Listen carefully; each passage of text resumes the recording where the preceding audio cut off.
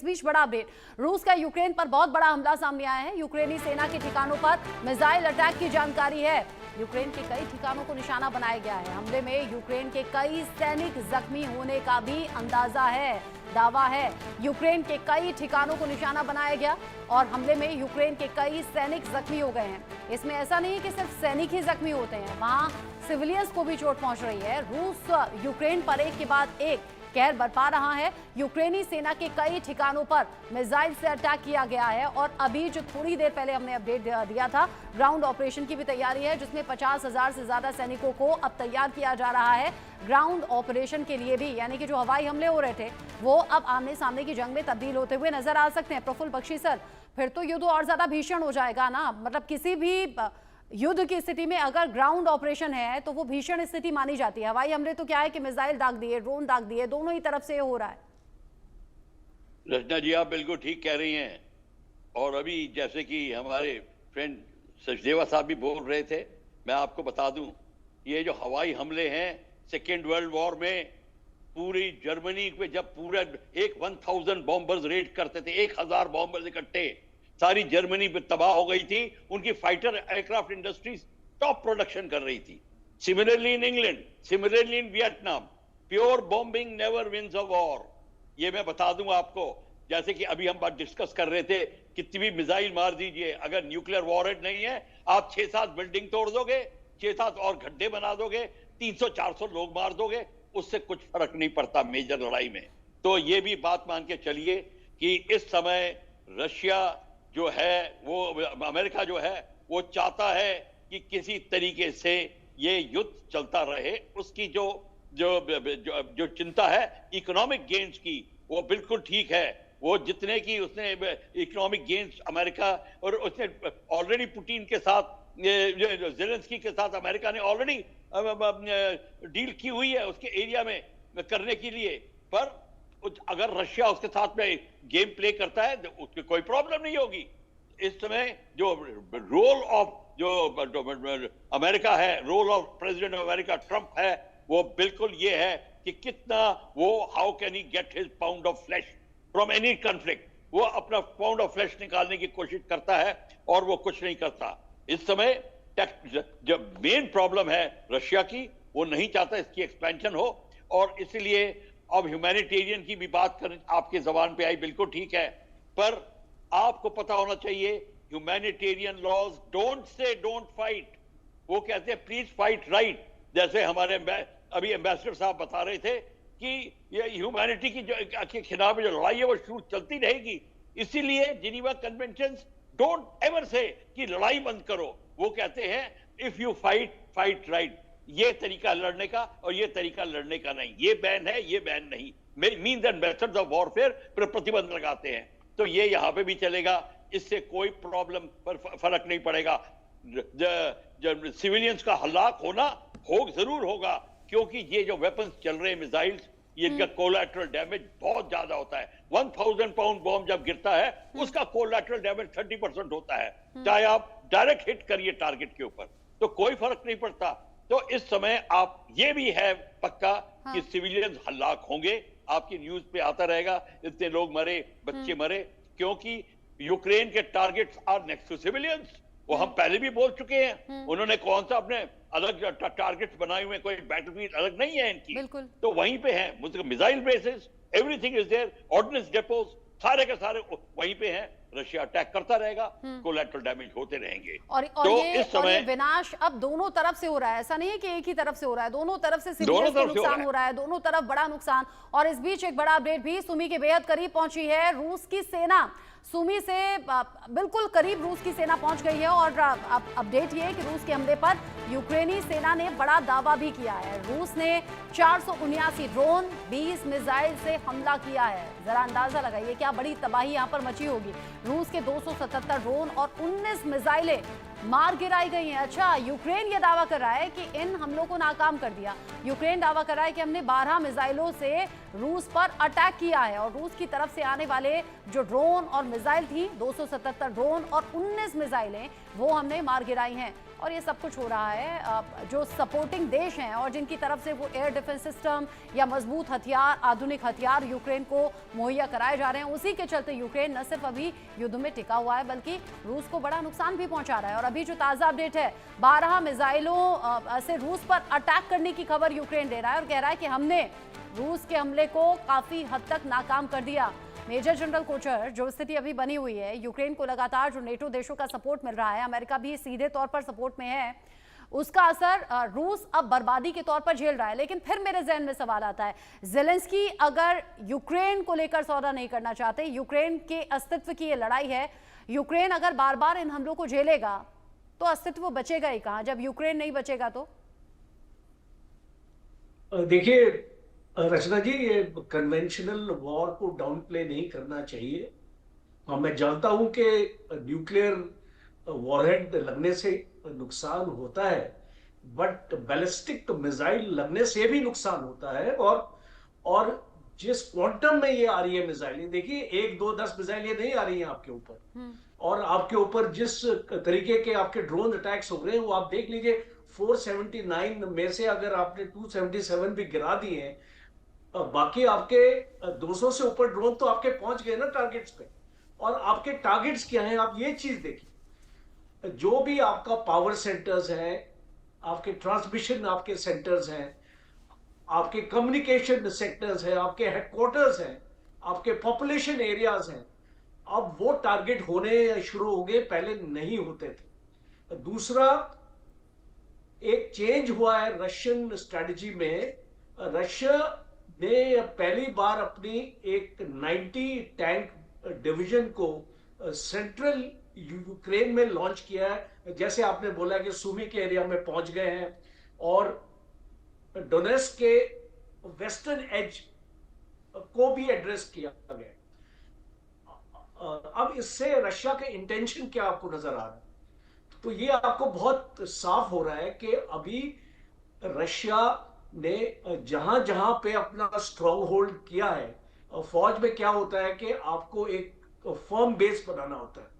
एक firm base जब आपका बनता है, उससे आप उस फर्म बेस के आगे एक्सपेंड करते हैं। तो रशिया ने अपना फर्म बेस ऑलरेडी बना चुका है, लुहांस्क में, डोनेट्स्क में, खेरसन में, ऐसे ऐसे एरियाज में। अब रशिया इसको एक्सपैंड कर रहा है और ये एक चिंता का विषय होने वाला है, बिकॉज ये ग्राउंड ऑफेंसिव लॉन्च हो रहा है। पहले हम बैलिस्टिक मिसाइल्स की बात करते थे, हम ड्रोन्स की बात करते थे, वो भी साथ साथ चल रहे, पर एक ग्राउंड ऑफेंसिव अभी सेंट्रल यूक्रेन में लॉन्च हो चुका है और कुर्स्क में तो ऑलरेडी ये चल ही रहा है ग्राउंड ऑफेंसिव। तो ये आने वाले वक्त में आपको एक इंडिकेशन दे रहा है कि रशिया इस ऑपरेशन का, जो इसने नाम दिया है स्पेशल ऑपरेशन, अब ये स्पेशल ऑपरेशन नहीं आप इसको बोल सकते हैं, it is a war. And अब इसको एक्सपैंड किया जा रहा है और इसको एक नेक्स्ट लेवल तक लेके जाएंगे।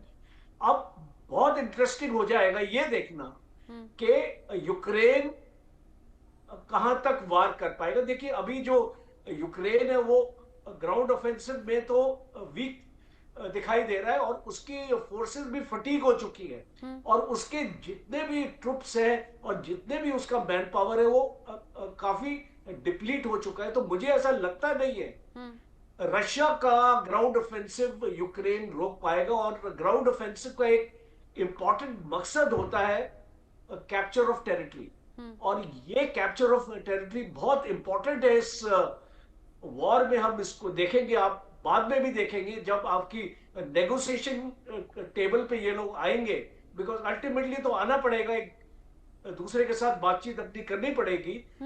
फिर उसके टाइम पे ये जो आपका जो एंड स्टेट होगा और जो आपकी टेरिटरी होगी, 20% टेरिटरी तो ऑलरेडी रशिया के कब्जे में है। अब रशिया उसको 40% करना चाह रहा है। हमको पहले ऐसे लगता था कि 20% में रशिया संतुष्ट हो जाएगा और एक नेगोशिएशन टेबल पे आ जाएगा, पर यूक्रेन ने रशिया को उकसाया है, और ऑपरेशन स्पाइडर वेब आप जानते हैं कि उनके एयर बेसिस के ऊपर अटैक हुआ, उनके बॉम्बर नष्ट किए गए हैं। अब ये लड़ाई नेक्स्ट लेवल तक गई, अब इसको अमेरिका भी नहीं रोक सकता। और यानी चाइना आप का कह रहे हैं सपोर्ट, नेक्स्ट लेवल पर जाना, यानी कि ये जंग अभी ना तो रुकेगी ना थमेगी, बल्कि और ज्यादा भीषण ये रूप लेगी जो हम अभी देख रहे हैं। और इसकी शुरुआत मुझे लगता है पिछले ही दिनों जो यूक्रेन ने रूस पर बड़ा अटैक किया, बड़ा नुकसान रूस को हुआ, और तब से अटैक काउंटर अटैक में ही दोनों देश एक दूसरे का बड़ा नुकसान कर रहे हैं। इस बीच एक बड़ा अपडेट भी है, सुमी के बेहद करीब पहुंची है रूस की सेना। सुमी से सिर्फ 17 मील दूर रूस की अब फौज है, लगातार आगे बढ़ रही है रूस की सेना। सुमी पर जल्द ही रूस का कब्जा हो सकता है। हालांकि हम शुरुआत से देख रहे हैं, जब यूक्रेन के अलग अलग हिस्सों में रूसी सेना आगे बढ़ती है, बर्बादी तबाही की तस्वीरें भी सामने आती हैं, और जगह जगह अलग अलग हिस्सों में वो कब्जा करने का दावा भी करते हैं। फिर यूक्रेनी सैनिक पलटवार करते हैं, फिर उस कब्जे को छुड़ाते हैं, और ये शुरुआत से लेकर अब तक हम देख रहे हैं ये समीकरण बदलते हुए नजर नहीं आ रहे हैं। यहाँ रूस के कदम आगे बढ़ते हैं, यूक्रेन फिर डिफेंसिव मोड में आता है, लेकिन आजकल तो अटैकिंग मोड में ज्यादा रूस पर बड़े हमले यूक्रेन की तरफ से हो रहे हैं। ऐसे में सुमी के बेहद करीब अगर रूस की सेना पहुंच गई है, सुरेश कुमार गोयल जी, तो इस कदम को कैसे देख रहे हैं आप? देखिए रचना, मैं एक चीज कहना चाहूंगा यहाँ पर। अभी चल रहा है ये इनका कन्वेंशनल वॉरफेयर, और रशिया और यूक्रेन दोनों को इकोनॉमिक एट्रिशन भी हो रहा है, उनके लोगों की जो पॉपुलेशन वो भी कम हो रही है, जिसका मतलब ये है कि अगर उनको फाइटर फोर्सेस चाहिए तो अवेलेबिलिटी ऑफ पीपल जो चाहिए उनको, यंग आदमी, वो भी कम हो रहे हैं। तो उनकी कैपेसिटी धीरे धीरे एक कन्वेंशनल वॉरफेयर के लिए पहले से कम होती जा रही है, जब रिसोर्सेज कम। अब उसमें यह है कि रशिया की इकोनॉमिक बेस पहले बड़ा था, यूक्रेन का उससे छोटा था। जब इस तरह से एट्रिशन होगा तो धीरे धीरे, जहाँ जो नॉर्मल विजडम है, कन्वेंशनल विजडम तो ये कहती है कि धीरे धीरे यूक्रेन की फाइटिंग कैपेसिटी इतनी कम हो जाएगी कि यूक्रेन रशिया से किसी भी हालत में लड़ाई चालू रखने की, जारी रखने के लिए उसमें कैपेसिटी नहीं होगी। उस स्टेज पर क्या नेटो आगे आएगा? अभी तक नेटो ने डायरेक्टली इंटरवीन नहीं किया है, सप्लाईज करी है, सब कुछ किया है, लेकिन directly through ground forces intervene नहीं किया है। क्या नेटो करेगा?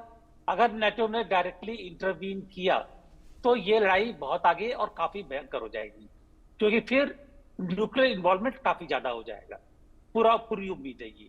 और अगर नेटो ने नहीं किया, इसका मतलब रशिया का डोमिनेंस यूरोप में बढ़ा, क्योंकि यूक्रेन का पीछे हटने का मतलब सीधा ये होगा कि रशिया का डोमिनेंस यूरोप में बढ़ जाएगा, तो वो यूरोप को एक्सेप्टेबल नहीं होगा। देखिए, पहली बात तो ये है कि जो अभी कनाडा में G7 की मीटिंग हो रही है, उसमें मेरे को पूरी उम्मीद है कि जो देश है यूरोप के और यूएसए के जो देश हैं, उनके बीच में मिलकर के कुछ ना कुछ नई स्ट्रैटेजी सामने आनी चाहिए। और जो भी नई स्ट्रैटेजी सामने आएगी, उस नई स्ट्रैटेजी में अहम हिस्सा ये होगा कि जो रशिया है as a power, European power, उसको किस तरह से कहां पर अकोमोडेट करना है ताकि ये लड़ाई किसी ना किसी तरह खत्म हो।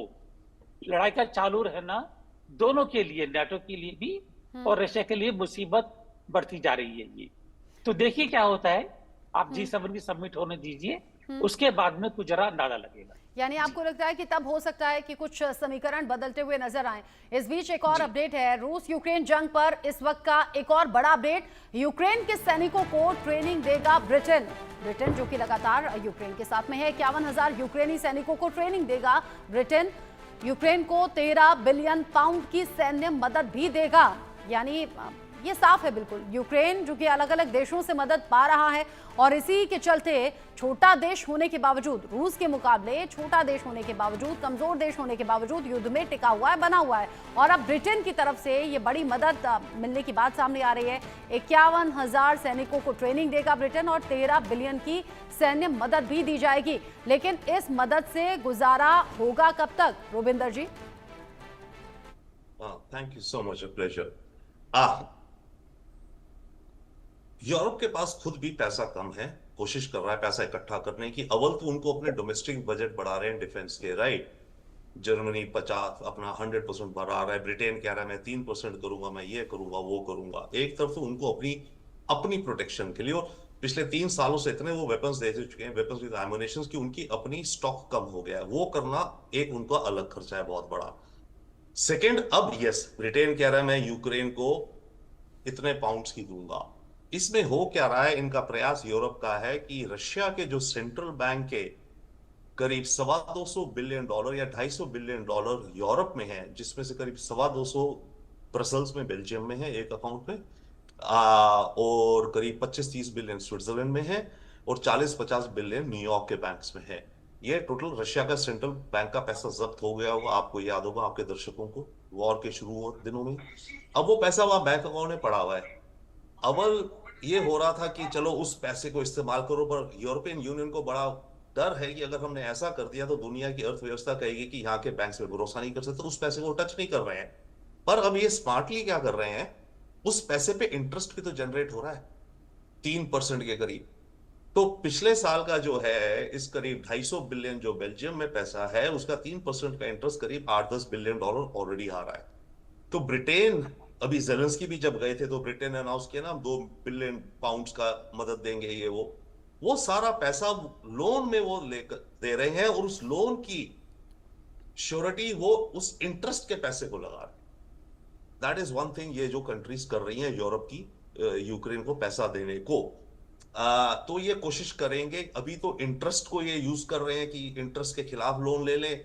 अभी थोड़ा वक्त अगर ऐसा आ गया तो ये कहेंगे जी ये पूरा का पूरा पैसा ही हम ले लें या यूक्रेन की रिकंस्ट्रक्शन में डाल दें। उसमें इनको सबसे बड़ा केवल ये डर है, अगर इन्होंने ऐसा करा तो वर्ल्ड की बैंकिंग इंडस्ट्री में यूरोप की बैंक्स की टोटल क्रेडिबिलिटी जीरो हो जाएगी, राइट। कि हम पैसा रखा, जब्त हुआ, तुम हड़पा ले गए। तो वो एक गेम चल रही है वहां पर। Now a few things on military.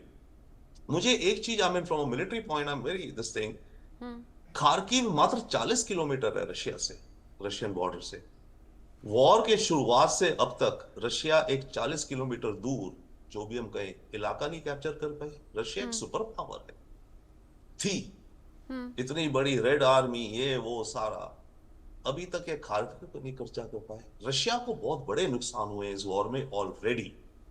Okay, इनकी मिलिट्री इंडस्ट्री खोखली दिखती है अनफॉर्चुनेटली, एक्चुअली हमारे लिए ज्यादा अनफॉर्चुनेट है। एंड आई मीन हम तो इंडिया के पॉइंट ऑफ व्यू से रशिया से बहुत अच्छे रिश्ते और रशिया की स्ट्रेंथ चाहते हैं, बट आ ये रहा है कि रशियन टेक्नोलॉजी आउटडेटेड है। तो रशिया की मिलिट्री एक्सपोर्ट्स बिल्कुल डाउन द ट्यूब जा रही हैं, काफी और नुकसान हो रहे हैं रशिया को। एक और बात, जो ड्रोन्स की बात है, वो जनरल कोचर कहता है, एब्सोल्युटली एग्री विद हिम, इस समय ड्रोन्स इतने जा रहे हैं ये वो, बट मेरा पॉइंट केवल और केवल इन हाइपरसोनिक मिसाइल्स के चर्चे के बारे में था कि रशिया ऑरेंशिक यूज कर देगा तो क्या होगा। रशिया के पास अंदाजा है कि करीब ऑरेंशिक मिसाइल जिसे कहते हैं 30 या 40 हैं, हाँ। बस, और एक मिसाइल ये $50 मिलियन का है, ठीक है। जो किंजल मिसाइल है, बहुत चल रहे थे ना, बीच में आता था ये, वो किंजल और जिरकॉन जो हैं, वो इनके पास है करीब 300 से 400 शायद स्टॉक में, और वो एक मिसाइल $10 मिलियन का है। तो मेरा वंस अगेन बात है, यस ड्रोन्स बड़े इस्तेमाल होंगे, पर ये जो हम सोचते हैं कि रशिया अपने बड़े मिसाइल्स को इस्तेमाल करके गेम चेंजर कर देगा, मैं डिसएग्री करता हूं, मुझे समझ नहीं आता वो, बट ड्रोन्स या डेफिनेटली। कुल मिलाकर ये समझ में आता है कि पुतिन ना पीछे हट रहे हैं, ना जेलेंस्की पीछे हट रहे हैं। ऐसे में एक साइकोलॉजिकल प्रेशर भी डालने की कोशिश पुतिन के जरिए हो रही है, बड़े हथियारों का जिक्र करके, और औष्णिक मिसाइल, और साथ ही साथ परमाणु हमले की चेतावनी देकर। देखना होगा जेलेंस्की आगे समझौते की टेबल पर आते हैं या ये युद्ध यूं ही भीषण रहेगा, जिसके चांसेस ज्यादा हैं। तमाम एक्सपर्ट यही इशारा कर रहे हैं।